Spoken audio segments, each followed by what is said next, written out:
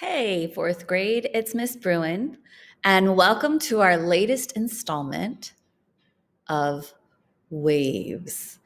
This week's big question is, how are waves used to send signals? During the last lesson, we talked about what happens when we make a phone call from a cell phone. You probably remember that sound waves were converted by the cell phone into a digital signal, or radio waves, and then they were converted back into sound waves so that the other person could hear what you were saying. But that got me wondering, what happens when you send a text message on a cell phone? How do cell phones and other digital devices send and receive information?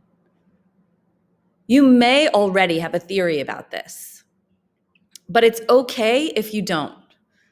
By the end of this lesson, you'll have a better idea of how all that works. During this lesson, we'll examine different types of wave signals used by the devices in our everyday world. Now, there are two different ways to send wave signals. In this video, we're going to explore what analog signals are and what digital signals are. We're going to look at different types of analog information and different types of digital information. And by the end of this quick video, you'll have a better sense of what each term means. Whether you're using a modern digital laptop or you borrowed someone's old Walkman, the signals or waves can come in as analog information or digital information. Let's figure out the difference between the two. Analog signals send information using a continuous flow of electrical energy, patterns of electrical waves that travel as a continuous wave. The pattern changes as it travels through the atmosphere all the way to your electrical device. What you see here is called the phonograph. It's also known as a record player. And the way this works is the needle on the end of that wand, the needle bops up and down across a tiny ridged pattern that sends electrical wave patterns to the speakers. The phonograph is one example of an analog device, but you might be wondering, the phonograph is one example of an analog device, but you all grew up in a digital age. So you're probably wondering, what are some other analog devices? And when we think about analog, we think about old school devices, like the ones you see here, the ones I grew up with. So if you look at that radio, this has an AM/FM dial that you had to tune and an antenna.